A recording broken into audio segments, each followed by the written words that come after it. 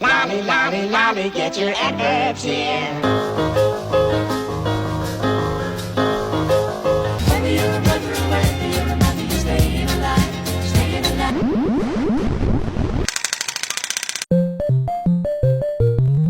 Go!